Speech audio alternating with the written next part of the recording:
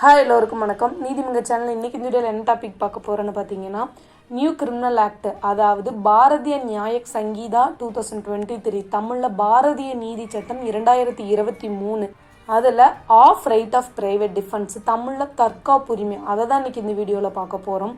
இதுக்கு முன்னே இருந்த, அதாவது ஓல்டு ஆக்ட், இந்தியன் பீனல் கோடு 1860, தமிழில் இந்திய தண்டனை சட்டம் 1860, அதில் செக்ஷன் 96 இருந்து செக்ஷன் 106 வரை ரைட் ஆஃப் ப்ரைவேட் டிஃபென்ஸை பற்றி சொல்லியிருப்பாங்க. இப்போது இந்த நியூ கிரிமினல் ஆக்ட் பாரத நியாயக் சங்கீதாவில் செக்ஷன் 34 செக்ஷன் 44 வரை ஆஃப் ரைட் ஆஃப் ப்ரைவேட் டிஃபென்ஸை பற்றி சொல்லியிருக்காங்க, அதாவது தற்காப்புரிமையை பற்றி சொல்லியிருக்காங்க. அதை தான் இன்றைக்கி இந்த வீடியோவில் பார்க்க போகிறோம். பொதுவாக தற்காப்புரிமைனா என்ன, உடலை மட்டும்தான் தற்காத்து கொள்வது தற்காப்புரிமை, இல்லை சொத்தையும் தற்காத்து கொள்ளலாமா அப்படிங்கிறத இன்றைக்கி இந்த வீடியோவில் பார்க்க போகிறோம். செக்ஷன் 34 என்ன சொல்லுதுன்னு பார்த்தீங்கன்னா, things done in private defence, அதாவது nothing is an offence which is done in the exercise of the right of private defence. தமிழில் என்னன்னா, தற்காப்புரிமைக்காக ஒரு செயல் செய்யப்படுது அப்படின்னா அது குற்றமே ஆகாது. Nothing is an offence. தற்காப்புரிமைனா என்ன, ஒருத்தவங்க என்னை தாக்க வராங்க, அந்த இடத்துல என்னை பாதுகாத்து கொள்வதற்காக நான் அவங்கள தடுக்கிறேன், என்னை அடிக்க வராங்க, நான் அவங்கள திருப்பி அடிக்கிறேன், இந்த மாதிரியான ஒரு சம்பவத்தில் தற்காப்புரிமை பயன்படுத்துகிறோன்னா அது குற்றம் ஆகாது அப்படின்னு செக்ஷன் 34 சொல்கிறாங்க. செக்ஷன் 35 என்ன சொல்லுதுன்னு பார்த்தீங்கன்னா, உடலையும் சொத்தையும் பொறுத்து தற்காப்புரிமையை பற்றி சொல்லுது. இப்போது உடலை பொறுத்து தற்காப்புரிமை, அதாவது மனித உடலை பாதிக்கிற வகையில் ஒரு குற்ற சம்பவம் செய்யப்படுது, ஒரு குற்ற சம்பவம் செய்வதற்கு ஒருத்தவங்க முயற்சிருக்காங்க அப்படின்னா அந்த இடத்துல தன்னையும் பாதுகாத்து கொள்ளலாம். அதாவது ஒருத்தவங்க ஒரு குற்ற சம்பவத்தை ஈடுபட்டு என் உடலையோ என்னையோ என்னை தாக்க வராங்கன்னா நான் என்னையும் பாதுகாத்து கொள்ளலாம். அதே போல் என் அருகில் இருக்கவங்க வேறு யாரையாவது தாக்க வராங்கன்னா அந்த இடத்துல அவங்கள பாதுகாத்து கொள்வதற்காக நான் அந்த இடத்துல ரைட் ஆஃப் ப்ரைவேட் டிஃபென்ஸ் பயன்படுத்தலாம். தன்னோட உடலையும் பாதுகாத்து கொள்வதற்கு ப்ரைவேட் டிஃபென்ஸ் பயன்படுத்தலாம், பிறரோட உடலையும் பாதுகாத்து கொள்வதற்கு ரைட் ஆஃப் ப்ரைவேட் டிஃபென்ஸ் பயன்படுத்தலாம். நெக்ஸ்ட்டு பார்த்திங்கன்னா, சொத்தை பொறுத்து தற்காப்புரிமைன்னா என்னென்னா பார்த்தீங்கன்னா, திருட்டு சம்பவம் நடக்குது, இல்லை ராபரி கொள்ளை நடக்குது, சொத்து அளிக்கிற ஒரு செயல், அல்லது அத்துமீறுதல் ட்ரெஸ்பாஸ், இந்த மாதிரியான ஒரு குற்ற செயலில் ஒரு நபர் செய்கிறாங்க அல்லது செய்ய முயற்சிக்கிறாங்க, அவங்கள தடுக்கிறதுக்காக ரைட் ஆஃப் ப்ரைவேட் டிஃபென்ஸ் பயன்படுத்தலாம். தன்னோட சொத்தையும் பாதுகாத்து கொள்வதற்கு ரைட் ஆஃப் ப்ரைவேட் டிஃபென்ஸ் பயன்படுத்தலாம், பிறரோட சொத்தையும் பாதுகாத்து கொள்வதற்காக ரைட் ஆஃப் ப்ரைவேட் டிஃபென்ஸ் பயன்படுத்தலாம்னு செக்ஷன் 35 சொல்லுது.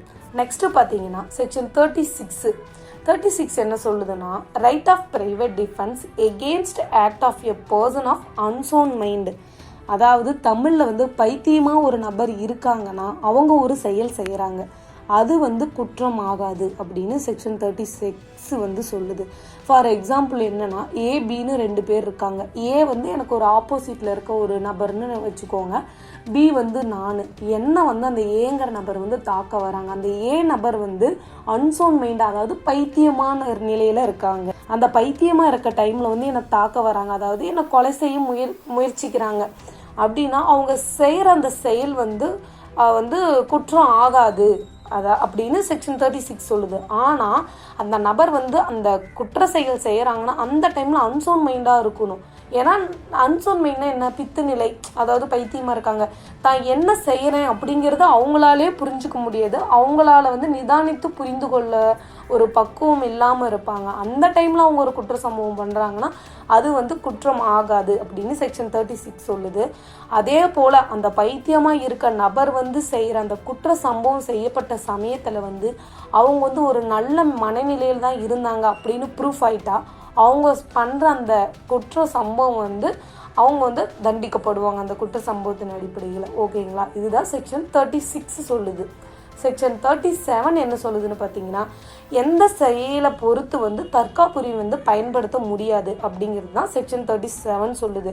என்ன மாதிரியான சந்தர்ப்பத்தில் ரைட் ஆஃப் ப்ரைவேட் டிஃபென்ஸ் பயன்படுத்த முடியாது அப்படின்னா, பொதுவாக மரணம் அல்லது கொடுங்காயம், அதாவது டெத்து அல்லது கிரீவியஸ் ஹர்ட் ஏற்படுத்துங்கிற ஒரு அச்சம் விளைவிக்கவே இல்லை, மரணமும் ஏற்படுத்தலை, கொடுங்காயமும் விளைவிக்கிற மாதிரி நம்மளுக்கு ஒரு பயமே அந்த இடத்துல வரல அப்படிங்கிற பட்சத்தில், அதாவது ஒரு பப்ளிக் சர்வெண்ட் ஒரு குற்ற சம்பவம் வந்து ஒரு நல்லெண்ணத்தின் அடிப்படையில் வந்து ஒரு பப்ளிக் சர்வெண்ட் வந்து, அதாவது குட் ஃபைத்தில் ரீசனபிள் காஸ்டில் வந்து ஒரு பப்ளிக் சர்வெண்ட் வந்து ஒரு செயல் வந்து செய்கிறாங்க அப்படின்னா வந்து அந்த இடத்துல போயிட்டு ப்ரைவேட் டிஃபென்ஸ் பயன்படுத்த முடியாது அப்படின்னு சொல்கிறாங்க. என்னன்னா மரணம் ஏற்படுத்தணும்னு ஒரு பயமும் நம்மளுக்கு வந்து ஏற்படுத்தலை, நம்மளுக்கு கொடுங்காயம் ஏற்படுத்தணும்னு ஒரு பயத்தையும் வந்து ஏற்படுத்தலை. யார் ஏற்படுத்தலை? ஒரு குட் ஃபைத்தில் ஒரு பப்ளிக் சர்வெண்ட்டாலும் நம்மளுக்கு ஏற்படலை.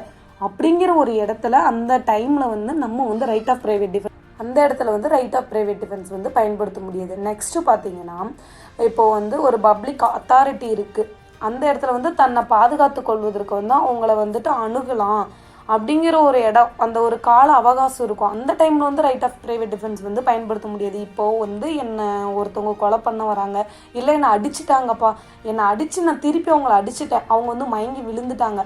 அந்த மயங்கி விழுந்ததுக்கப்புறம் நான் போயிட்டு அவங்கள மறுபடியும் அடித்து அவங்கள கொலை பண்ணணும்னு ஒரு இன்டென்ஷனோட பண்ணக்கூடாது அந்த செயலை. அவங்க மயங்கி விழுந்துட்டாங்க, மறுபடியும் அவங்க முழிச்சிட்டாங்கன்னா என்னை வந்து அவங்க தாக்கிடுவாங்க அப்படிங்கிற ஒரு பயம் எனக்கு ஏற்படும். அந்த டைமில் அவங்க மயங்கின டைமில் நான் அந்த இடத்த விட்டு ஓடிட்டு ஏதாவது பப்ளிக் அத்தாரிட்டி, அதாவது பொது அதிகாரியோட பாதுகாப்பு வந்து நாடுவதற்கு எனக்கு அந்த இடத்துல டைம் இருக்குது. அந்த டைம் இருக்க டைமில் வந்துட்டு நான் வந்து அவங்கக்கிட்ட அந்த பாதுகாப்பு தான் அணுகி ஓடணுமே ஒழிய அதை விட்டுட்டு மயங்கி விழுந்தவனை போய் திரும்ப வந்து நான் அடிக்கக்கூடாது. இந்த இடத்துல வந்து நம்ம ரைட் ஆஃப் ப்ரைவேட் டிஃபென்ஸ் வந்து பயன்படுத்தக்கூடாது அப்படிங்கிறது தான் வந்து செக்ஷன் 37 சொல்லுது. அதில் இன்னொரு பாயிண்ட் என்ன சொல்கிறாங்கன்னு பார்த்தீங்கன்னா, தன்னை பாதுகாத்து கொள்வதற்கு வந்து எந்த அளவுக்கு அவசியமான ஒரு ப்ரைவேட் டிஃபென்ஸ் யூஸ் பண்ணணுமோ அதுவரை தான் அந்த ப்ரைவேட் டிஃபென்ஸ் ஃபோர்ஸை பயன்படுத்தணுமே ஒழிய எக்ஸ்ட்ரா அதை தாண்டி வந்துட்டு ஒரு தீங்கு விளைவிக்கணும்னு நம்ம இன்டென்ஷனோட மறுபடியும் அவங்களுக்கு வந்து ஒரு தீங்கு ஏற்படுத்தக்கூடாது அப்படிங்கிறது தான் செக்ஷன் 37 சொல்லுது. நெக்ஸ்ட்டு பார்த்தீங்கன்னா செக்ஷன் 38 உடலை தற்காத்து கொள்வதற்கான உரிமை வந்து மரணம் ஏற்படுத்தும் அளவுக்கு எப்போது வந்து நீடிக்கிறது. அதாவது நான் வந்து என் உடலை பாதுகாத்து கொள்ளணும் அப்படின்னா ஒருத்தவங்களுக்கு ஆப்போசிட்டில் இருக்கவங்க தான் என்னை தாக்குறாங்க, அவங்களுக்கு மரணம் ஏற்படுத்துகிறேன், அதாவது என்னை பாதுகாத்து கொள்வதற்காக எந்த மாதிரியான சூழ்நிலையில் ஆப்போசிட்டில் இருக்க ஒருத்தவங்களுக்கு வந்து நான் மரணம் விளைவிக்கலாம் அப்படிங்கிறது தான் செக்ஷன் 38 சொல்லுது. அதில் என்னென்ன மாதிரி அப்படின்னு பார்த்தீங்கன்னா, இப்போ வந்து ஒருத்தவங்க வந்து என்னை மரணம் ஏற்படுத்தணும் அப்படின்னு ஒரு ரீசனபிள் காசு வந்து, அதாவது நியாயமான ஒரு அச்சத்தை வந்து உண்டாக்கி என்னை தாக்க வராங்க இந்த மாதிரியான சந்தர்ப்பத்தில். நெக்ஸ்ட்டு வந்து க்ரீவியஸ் ஹர்ட்டு, ஒரு கொடுங்காயத்தை ஏற்படுத்தணும் அப்படின்னு ஒரு அச்சம் ஏற்படுத்தி என்னை தாக்குறாங்க. நெக்ஸ்ட்டு வந்து வன்புணர்ச்சி, அதாவது இன்டென்ஷனோட வந்து என்னை வந்து ரேப் பண்ண வராங்க இந்த மாதிரியான ஒரு சந்தர்ப்பத்தில், அதாவது and assault with the intention of committing rape இந்த மாதிரியான ஒரு டைமில். அதாவது அப்புறம் பார்த்தீங்கன்னா அன்நேச்சுரல் லஸ்ட்டு, அதாவது இயற்கைக்கு மாறாக ஒரு காம இச்சைக்கு வந்து திருப்தி கொள்ளணும் அப்படின்னு அவங்கள நினச்சிட்டு என்னை தாக்க வராங்க இந்த மாதிரியான ஒரு சந்தர்ப்பத்தில். அப்புறம் வந்துட்டு கிட்னாப்பிங் அல்லது வந்து அப்டக்ஷன், அதாவது குழந்தை கடத்துறது அல்லது ஆட்கடத்துங்கிற ஒரு எண்ணத்தோடு அசால்ட் பண்ணுறாங்க, தாக்குறாங்க இந்த மாதிரியான ஒரு சூழ்நிலையிலையோ. அப்புறம் வந்து சட்டத்திற்கு புறமாக அடைத்து வைக்கிறாங்க அந்த மாதிரியான ஒரு சந்தர்ப்பத்தில்.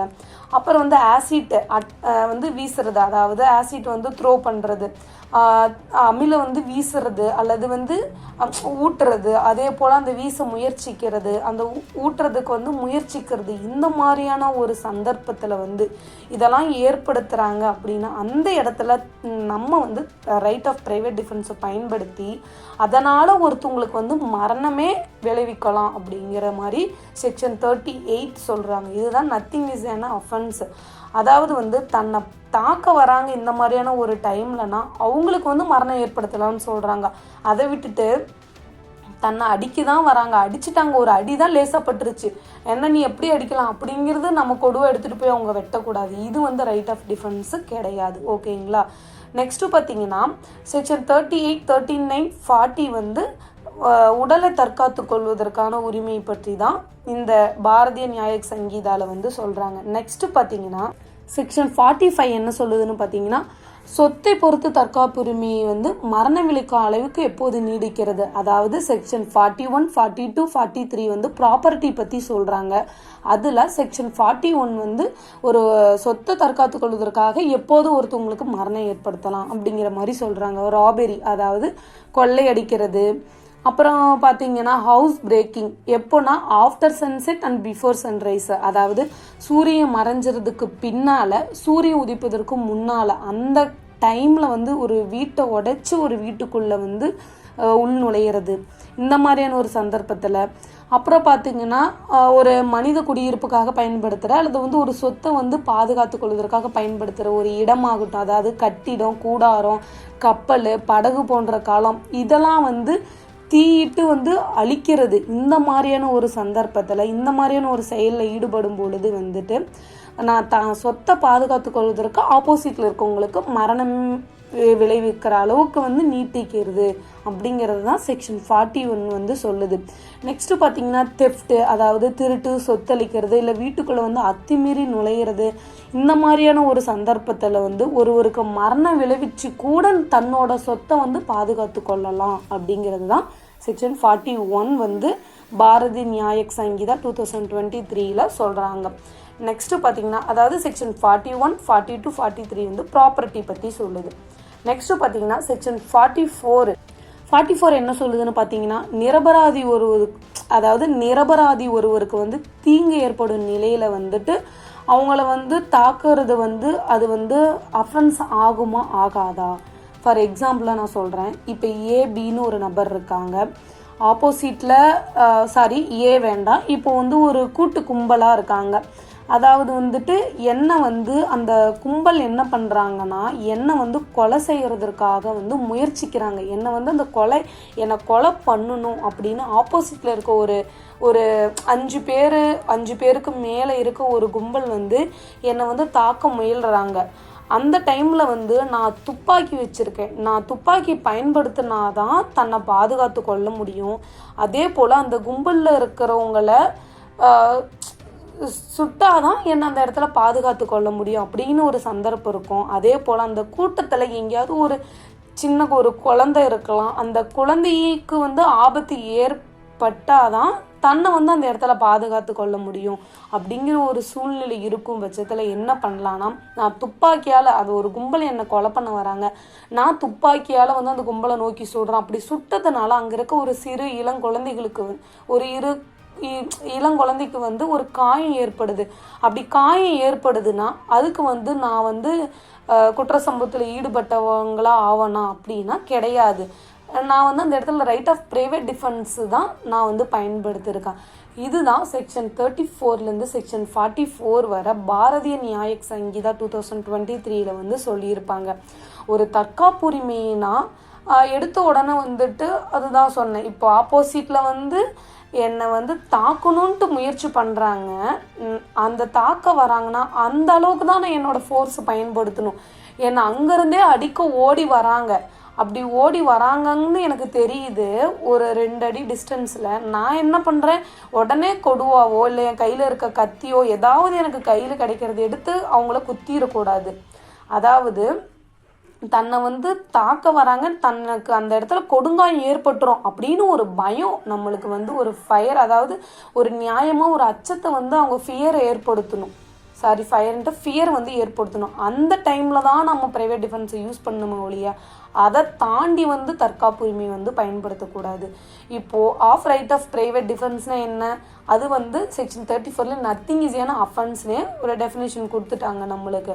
அதாவது தற்காப்புக்காக நீ ஒரு செயல் செய்யணும்னா அது குற்றம் ஆகாது. அந்த தற்காப்புரிமை வந்து எந்த அளவுக்கு நீட்டிக்கப்படுது, எந்த அளவுக்கு ஒரு தற்காப்புரிமை பயன்படுத்தலாம் அப்படிங்கிறது தான் இந்த செக்ஷன்ஸில் வந்து சொல்லியிருப்பாங்க. எது டவுட்னா கீழே கமெண்ட் பாக்ஸில் கமெண்ட் பண்ணுங்கள். தேங்க்ஸ் ஃபார் வாட்சிங்.